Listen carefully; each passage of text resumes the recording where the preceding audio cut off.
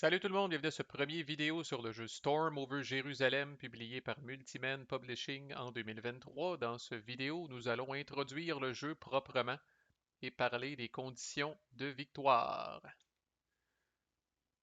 Nous sommes en 70 après Jésus-Christ, et je suis pas le plus grand connaisseur de cette période-là de l'histoire, mais bref, apparemment que cette année-là, les Romains ont décidé d'assiéger la ville de Jérusalem.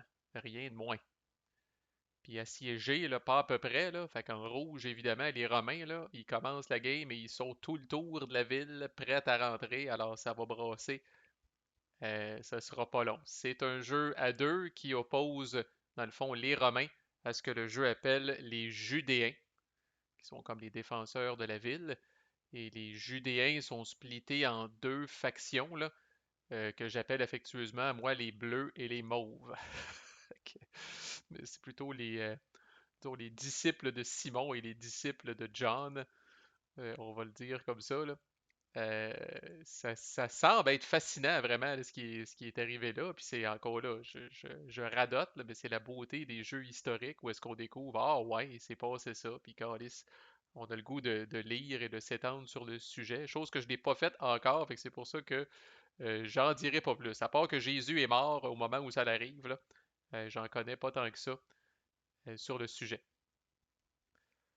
Le jeu s'inscrit à l'intérieur d'un système, mais on va le dire de même, d'un système très très lousse qu'on appelle des fois le système Storm Over quelque chose, parce que là, la plupart des titres plus modernes s'appellent Storm Over quelque chose, comme celui-là, là. Mais dans le fond, là, c'est un système dont on retrace les origines, attachez votre tuque, là, en 1981, au moment où le défunt éditeur Avalon Hill a publié Storm Over Arnhem. Puis d'autres jeux ont suivi à travers les années. Et puis à un moment donné, comme je disais, Avalon Hill a fait faillite. Puis Multiman Publishing a un peu ramassé ce système-là. Puis encore à ce jour, là, la preuve, on est en 2023, puis voilà un autre jeu qui est sorti, là. Le système est vivant. On l'appelle aussi le Area Impulse System. Parce qu'effectivement, c'est pas des hexagones, puis toutes les boards de ce système-là sont splittés en différents areas numérotés. Puis ils appellent ça le Area Impulse System parce que c'est pas un vrai I go, you go classique où par exemple le Romain va bouger toutes ses unités, puis après ça le Judéen va bouger toutes ses unités. Mais vraiment, chaque joueur, quand c'est son tour, va choisir un et un seul area, puis il va activer les unités qui se trouvent dans cet area-là, puis après, c'est tout de suite à l'autre de faire la même chose. Fait qu'il n'y a pas beaucoup de downtime, c'est un système qui est typiquement assez dynamique, là, à toi, à moi, mais à toi, à moi, très, très rapproché, là. Personnellement, mon jeu préféré dans ce système-là est sorti en 1992, s'appelle Breakout Normandy et adapte le système au débarquement en Normandie. J'ai joué aussi à Monty's Gamble. En tout cas, j'en ai essayé plusieurs là, dans le système. Puis ça, c'est on va le dire, là, mais au moment où j'enregistre la vidéo, c'est le dernier né dans la lignée, là. Quand je dis que c'est un système lousse, là, c'est que vous devez vraiment être attentif aux règles particulières. À part ce que j'ai expliqué, là, que c'est séparé en area, puis que j'active un area, tu actives un area, là, le reste, là, checker les règles comme du monde, là, parce qu'il y a beaucoup, beaucoup, beaucoup de particularités en fonction de quelle bataille spécifiquement est couverte, là. Dans notre cas, le siège de Jérusalem, là. Fait qu'une des particularités de ce jeu-là, justement, et qui m'a attiré vers ce jeu-là, pour ceux qui me connaissent, c'est la présence de cartes. Alors, nous avons 55 cartes dans ce jeu-là, splittées en deux decks de 27 et 28 cartes, là. Je me rappelle pas qui en a une de plus, là. Mais bref, le Judéen pige dans son deck de cartes, puis le Romain pige dans son deck de cartes, puis évidemment, ben, ça ajoute une variabilité intéressante, puis une twist intéressante. L'autre particularité dans ce système-là, c'est quand même pas commun, c'est qu'il n'y a jamais de conséquences négatives pour un attaquant de faire une attaque, à part le fait évidemment que vos unités vont être épuisées. Dans beaucoup des jeux de ce système-là, une attaque qui chie dramatiquement pour l'attaquant, il va se retrouver avec ses unités qui sont vraiment tout croche et qui ne pourront pas s'activer des fois là, pour un, deux ou même trois tours en avant, là. Mais dans ce jeu-là, il n'y a pas vraiment de conséquences négatives pour l'attaquant, à part le fait que ça épuise ses unités. Évidemment, là, c'est un siège, fait que là arrive la notion encore là qui est assez unique, la présence de murs que le Romain là, doit percer, là, la présence d'engins de siège comme des tours de siège, des rampes de siège. Donc, c'est toutes des affaires qu'on voit pas, là, par exemple, en Normandie, là, tu sais, ou dans d'autres trucs qui ont été couverts, là, mais puis qui ajoutent vraiment là, encore là une saveur intéressante à ce volume-là. Là. Si vous êtes du style aussi à aimer l'action dès le départ, vous allez être servi, là, parce que comme on voit là, les Romains sont sur les blocs de départ. Là. Ils entourent la ville, là, puis ils n'attendent que votre signal esti pour défoncer.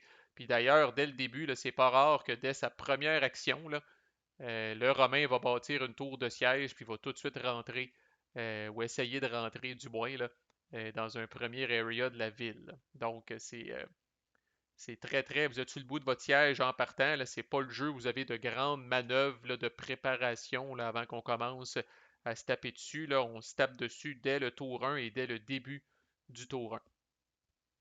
Les règles sont simples, une douzaine de pages. À la limite, ça en fait presque un bon wargame d'initiation. Les règles ne sont pas compliquées. Même si vous n'êtes pas familier avec le système, tout est bien expliqué dans les règles. Je dois dire que le rulebook est quand même très clair. Par contre, pour le meilleur ou pour le pire, les stratégies sont assez simples. C'est un jeu qui est assez, on dit shallow en anglais, là, peu profond. Euh, tu sais, à un moment donné, ces unités-là, là, il n'y a pas 56 000 places où est-ce qu'ils peuvent attaquer. Là. Ces unités-là, ils vont essayer de rentrer là. Puis vous avez des décisions quand même à prendre comme Romain. C'est surtout les cartes qui vont ajouter des décisions. Qu'est-ce que vous allez faire avec vos cartes?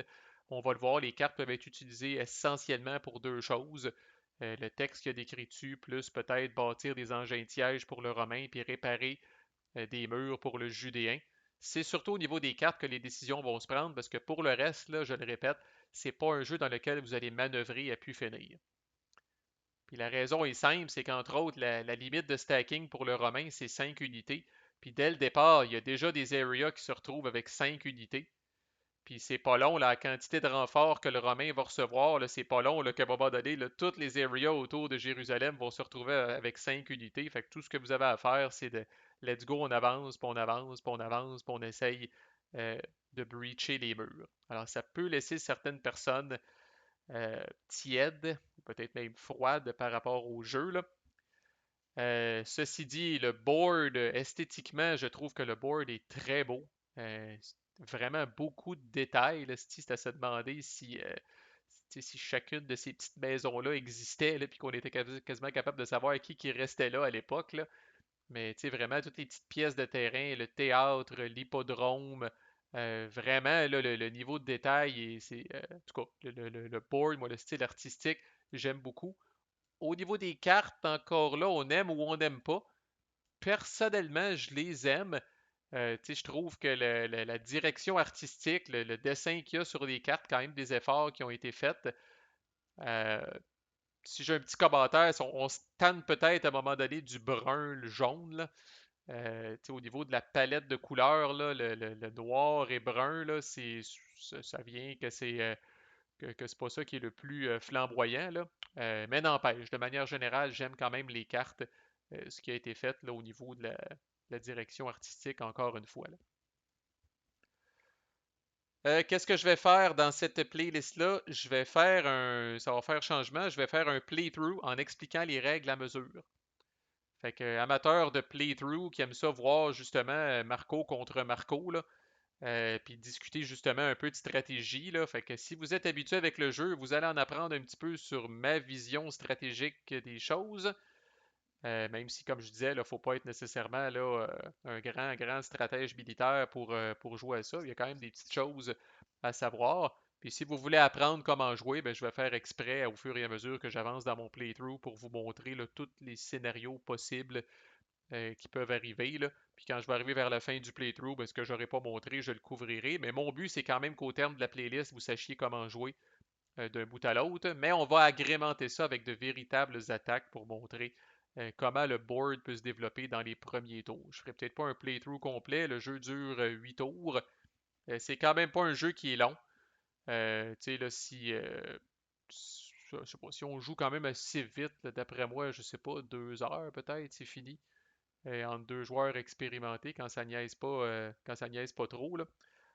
Parce que vous n'allez pas attaquer en tout cas du moins au début, comme Romain, vous n'allez pas attaquer de partout, là. Il y a des endroits où c'est carrément impossible de traverser avec les forces que vous avez en place, là. Fait que beaucoup de l'action va se dérouler là. Je sais pas si c'est le nord, ça, oui, je le vois ici. Beaucoup d'action va se dérouler au nord de la ville au début, là. Fait que. Alright, maintenant les conditions de victoire, quand même, pour donner le ton avant notre playthrough.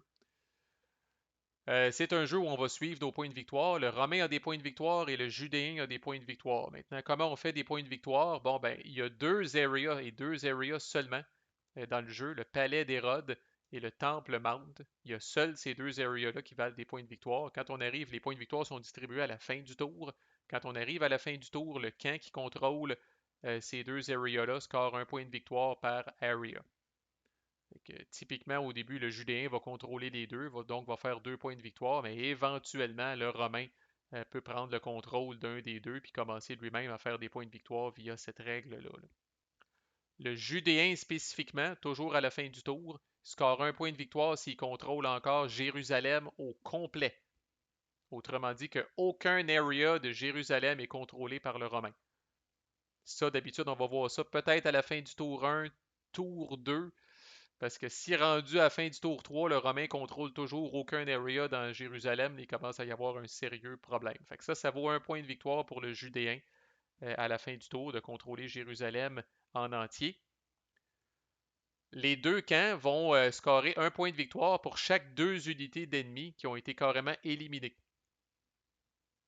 Typiquement, c'est le Romain qui va scorer le plus de points de victoire avec ça, parce que vous aurez deviné que comme envahisseur, c'est plus lui qui a l'avantage numérique, puis c'est plus lui qui va défoncer le Judéen, là. Mais quand même, si jamais le Judéen réussit, par exemple, lors d'une attaque mardeuse, réussit à éliminer deux unités romaines, ben, ça lui vaut 1 point de victoire à lui. Fait un point de victoire pour chaque deux unités adverses d'éliminer. Ça, vous avez le choix, vous le comptabilisez à la fin de la game, ou ce que j'aime faire, vous le comptabilisez à mesure, parce que les unités éliminées ne reviennent pas anyway. Fait que dès que vous avez éliminé deux unités de votre adversaire, vous pouvez ajuster votre marqueur de points de victoire. Ça vous permet de traquer ça en temps réel. Le Judéen a deux leaders, un par faction.